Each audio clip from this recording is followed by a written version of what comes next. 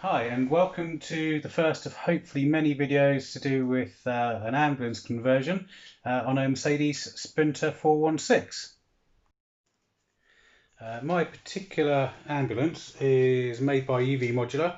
It's an aluminium box body on a Mercedes 416 chassis. Unfortunately, I have already removed quite a lot of the cupboards. As you can see, it is now completely bare. I've removed the cupboard, which was originally for the oxygen tanks on the right. I've kept the one on the left. I'm going to reuse that for storage. Plus also it has a yet to be identified aircon unit in the top there. It only runs when the engine's running because of the compressor pump. But I plan on trying to retain that and getting it to work if I can. I've had it spinning up with no cold air coming out yet, but it might just need a regas. In terms of the state of the ambulance, when I got it, nothing in the back worked. I've since managed to get that to power up, and everything seems to work. It has a old style Carnation Phoenix system, so it's a CD2000. It has the control panel, which I don't know whether you can actually see it or not. It's a bit exposed, but I can control the lights. I've got bright, dim,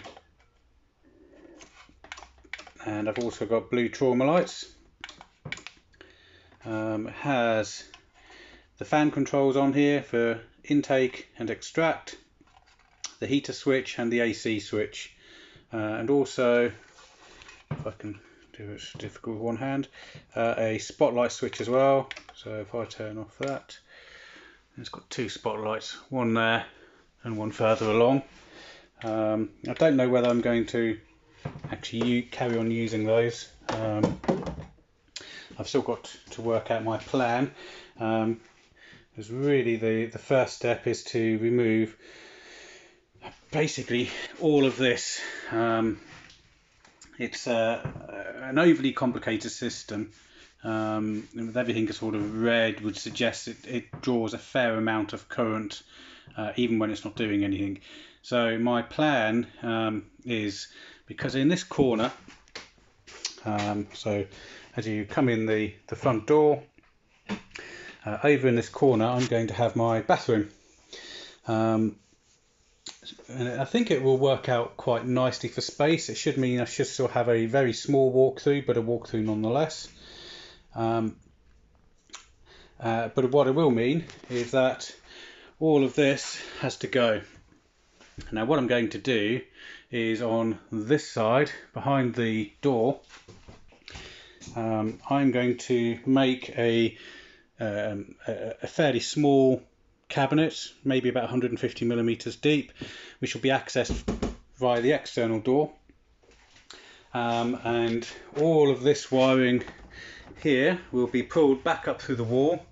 I believe it goes to these connectors anyway, and then I'm going to make my own panel, my own version of this in that cupboard, and that will essentially basically just be a relay bank, and that will allow me to reutilize the vast majority of the functionality, certainly everything I want to keep, including all of the exterior lights. It does still have the Welland siren system, the headlight flasher as well. So it's got the white flashing headlights and piercing lights and the siren. I'm going to repurpose this siren because this particular one, reading up online, does have a air horn style mode, so I'll be able to enable that. Beyond that, the rest of the van is basically empty. I've kept these cupboards up here because I'm going to have a sofa converted into a bed on this side, and a bunk bed for my lad running across. That's the plan at the moment. I've still got to actually work out how much headroom there will be above the sofa, etc., as to whether it's a permanently affixed bunk bed or a folding bunk bed.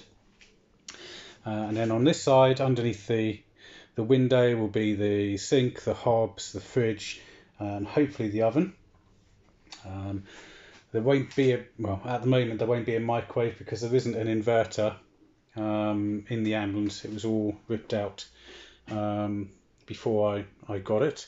I believe there was a big metal box here which a chair sat on, but there are brackets on the floor which have been cut by the previous owner, so I suspect that is where the inverter was in situation. I might be wrong on that. So that's the plan so far. So that's the plan. Progress so far is really just I've ripped everything out.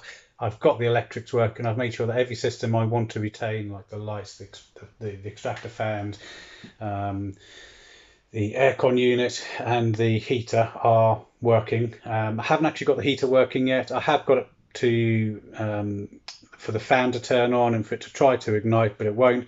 I think that's just because I haven't got quite enough diesel in the diesel tank.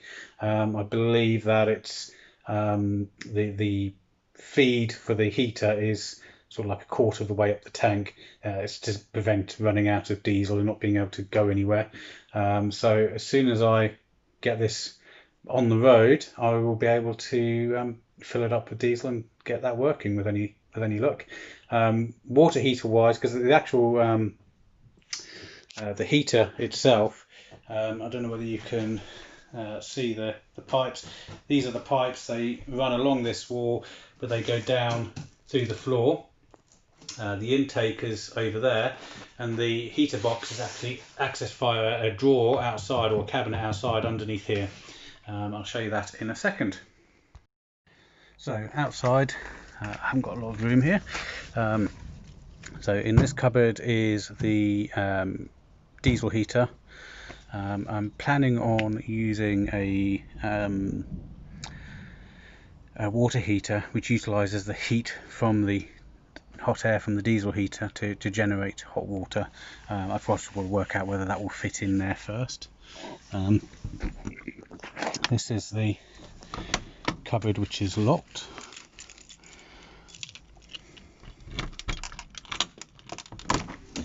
And that takes you in. So this is where I plan on having the electrical panel. There'll be a little cupboard in here running full height. I shall utilise that space. I may also put in a water heater in this cabinet as well, if my sort of air to water heater doesn't pan out. Electrics wise, it did have a proprietary plug charging unit there. What I've done for the moment is I've wired it to a 240 volt external lead, just so I can keep the batteries charged. I do actually have a socket on order that will be in, and then this will just plug directly onto the van for charging, and hopefully also for shore power. Inside the cab, I've stripped out most of the redundant systems. So the PA system, which wasn't working, that's gone. It has a battery guard fitted, so it will prevent the main cab battery getting too low. It also has an isolation system, which if I press and hold the button for, I think it's about 8 seconds or so, it clicks and the whole back of the cab switches off. I can then push the on button and it will turn it back on. This button, I believe, connects the auxiliary battery to the cab. So if the cab battery is flat, you can actually use the auxiliary battery to start it. Right, I'll just have to move this stuff.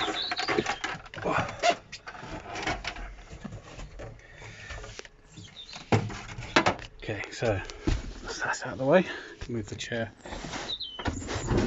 forward. So behind the chair there was a metal panel, and that covered up the main loom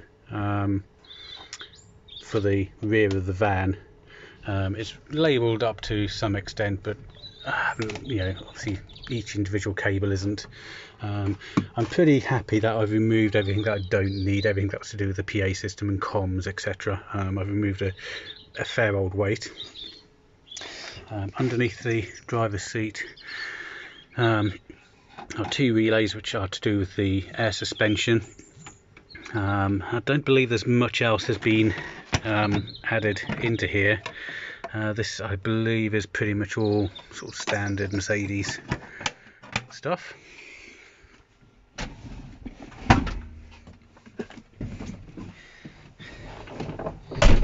Okay, and then inside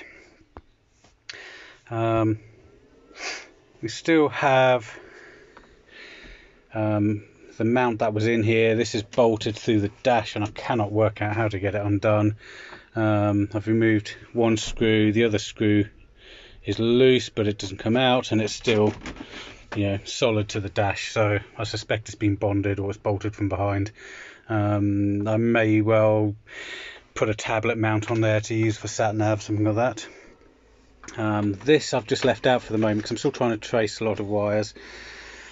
The warning lights here seem to work for the door open. I don't know whether it doesn't work on the front doors, but they were flashing the other day and the battery works, but some of them don't. The 2 switches don't seem to do anything in terms of the reversing sounder. And then in between the seats, so there was a big like leather covered wooden cabinet, big box thing here, which housed, I believe it was like the sat nav system. I've removed all that, I've removed all the cables, but there's still a lot of cables here. As you can see, there's a fair few bundles. This one goes to the back of the vehicle. The rest seem to go underneath the passenger seat. So I've still got to try and trace those. There are some like these were in the back of the stereo, which was mounted inside the glove box in there. The problem is I don't have the code for the stereo and there are no speaker wires connected, so I'm not exactly sure where the speaker wires go. The charging system is an Antares system, so they had the ambulance builders put in the Antares external charging plug. What I've done is essentially removed that, put in a mains cable at the moment directly to the charger, but I will put it through an RCB breaker box behind the driver's seat. What I have managed to do is retain this little panel. It was a bigger panel, but I've cut it down. This used to be on the outside of the vehicle. I've now got it inside, so I can now see, or just get visual confirmation that the batteries are actually charging, which I think is quite useful. I'm going to try and mount that into the side of the seat somehow, because I think it's quite a nice little visual indicator for when I'm trying to charge the batteries. Space between the seats is good, so I can certainly create a walkway in there. At some point down the road I might end up trying to retrofit in a double passenger seat, but I don't have any need for that at the moment, so I will leave that as it is.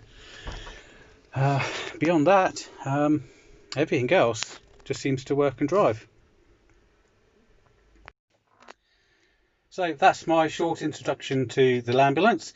I'm hoping to do videos as and when I do bits and pieces to it. It's a long-term project for me, for budget reasons. I can't afford to buy everything I need or that I would like, because for me this is going to be used pretty much every other weekend to travel up to the other end of the country to see my son, and so therefore I want the home comforts in terms of a cooker and a fridge and nice toilet, a shower, hot water, all the rest of that. My plan really, the first thing I need to do, I think, before I go any further, is to get the van MOT'd. It does need new tyres for that. These ones are a bit old and cracked, so I plan on doing that, hopefully getting through the MOT. I've had a quick look around the vehicle and I can't see anything that would particularly fail an MOT for. And then once it's on the road, I will then look at building some of the bits I can, so like the beds, for instance, the storage. I can probably create the kitchen area, although obviously I won't have water because I need water tanks. So yeah, it should be a fairly step-by-step process. Okay, so I hope this short little video on an introduction to the Lambulance has been useful, and I'll try and record videos and post them as and when I do bits and pieces. If you've got any questions, comment below. Really corny thing to say, but I'd really appreciate if you would like and subscribe. Hopefully more content will come down the road and it'll be more interesting. It'll be another ambulance conversion on the road, and hopefully be help to other people thinking about doing the same thing.